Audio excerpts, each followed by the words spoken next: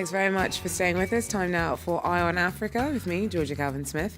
Tonight, as Nigeria's Boko Haram militants ramp up attacks in northern Cameroon with 3 raids in less than 24 hours, one of which was fatal, we take a look at some of the damage their cross-border violence has done to the most traditional forms of regional trade. Also, Niger Delta fishing communities try their luck once more in the London courts. The Ogale people are suing oil and gas multinational Shell for polluting their water and land. The Nigerian complainants say that they can't trust their own courts with the job. And an Egyptian appeals court quashes one of 2 life sentences handed down to Mohamed Morsi. It's the former president's second appeals victory in a week. Well, first, suspected Boko Haram extremists have launched 3 attacks in northern Cameroon in under 24 hours. Only one of the strikes blamed on the Nigerian militants was fatal. 6 soldiers were killed on Monday night at a military camp at Darak on Lake Chad. Another attack was reportedly launched in Diguina, and a 3rd attempted suicide raid was thwarted at Kolofata camp. There, a young woman allegedly tried to target soldiers near the camp, which is for people displaced by Boko Haram's 7-year insurgency. Now, their cross-border attacks have not only cost lives, but also livelihoods, as the danger disrupts trade. Our correspondents sent us this report.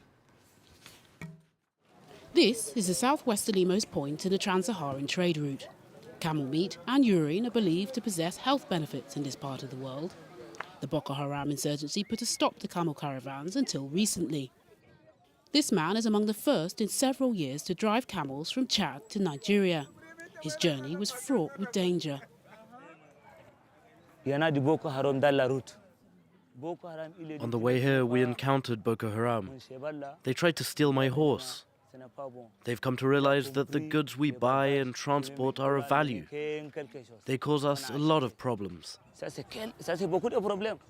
Maiduguri has bounced back and is once again the busiest trading hub in the northeast of the country. But the 7-year-long insurgency now being fought in the far fringes of the state is taking its toll on cross-border trade. And the worst recession in Nigeria's history and the devaluation of the naira is being felt here.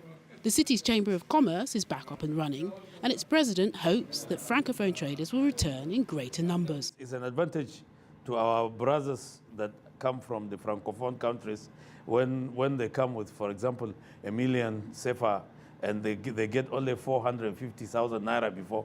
They almost get 1 million naira now. So you see our loss is also their gain. Before the insurgency, 20 trucks laden with made-in-Nigeria goods bound for neighbouring countries would leave this area of the city every day.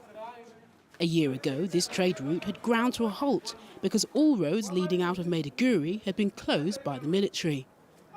Over the past few months, the cross-border trade has resumed, but transport costs have soared due to continued insecurity. There are rumours that the border has reopened fully, but it's not true. It's not possible to travel to the Gamburu-Gala border alone. You need a military escort because there are still some insurgents in the border region. The road to recovery in this fractious region remains littered with risks. But a period of relative peace is paving the way for the return of some brave francophone traders. That report there by Rosie Collier. Well, London's High Court is hearing lawsuits filed by communities of Nigerian fishermen against Shell. The Ogale people live in the Niger Delta, and they say that oil pollution has destroyed lives and left water contaminated with carcinogenic compounds. In 2011, a UN report warned of the serious threat to public health posed by water tainted by hydrocarbons.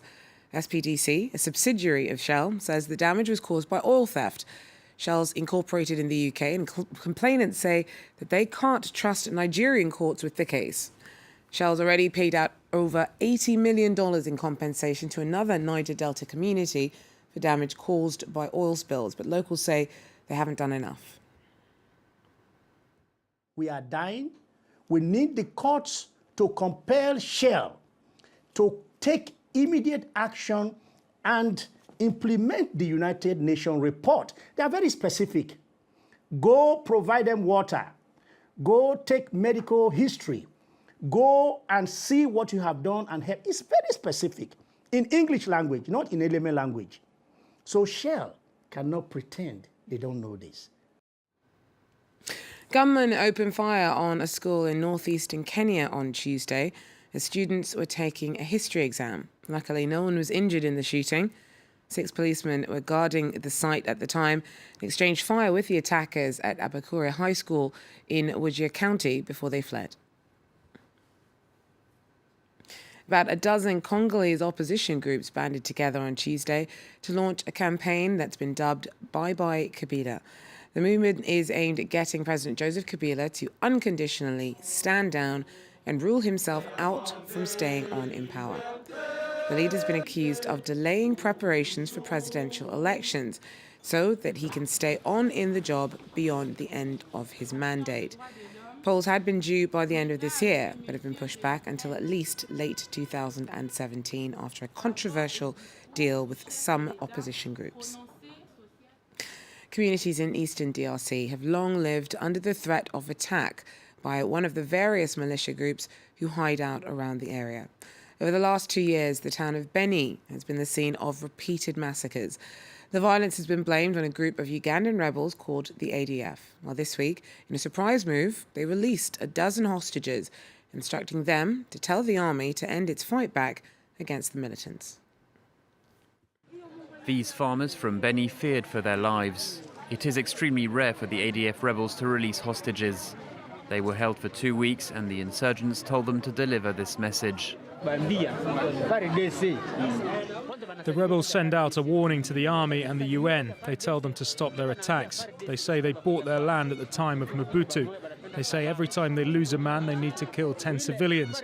Every time a bomb is dropped on them, they must slit the throats of 10 civilians.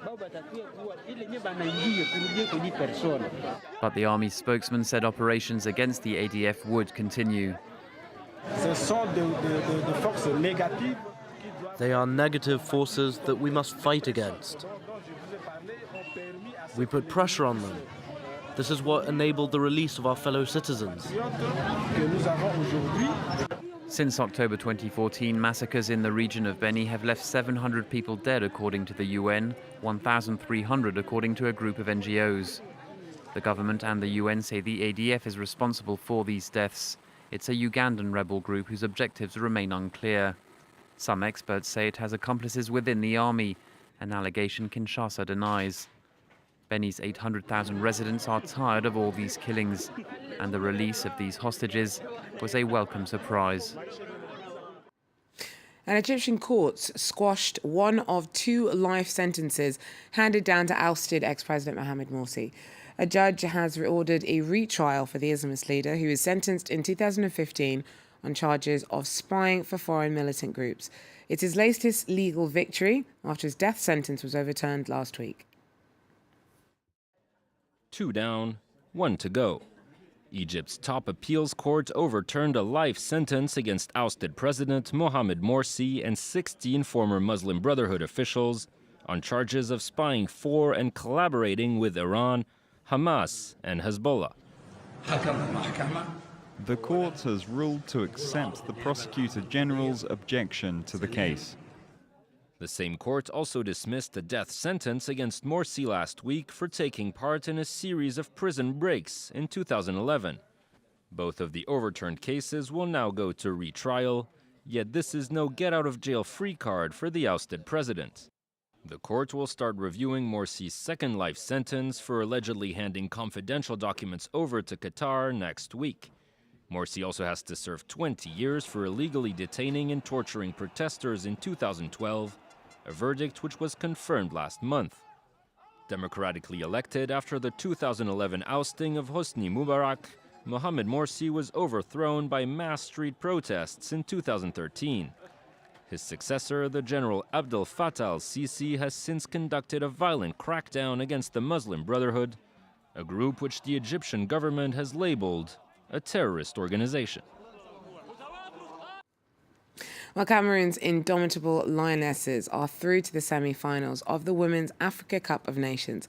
This after beating South Africa 1-0 in their second Group A match on Tuesday.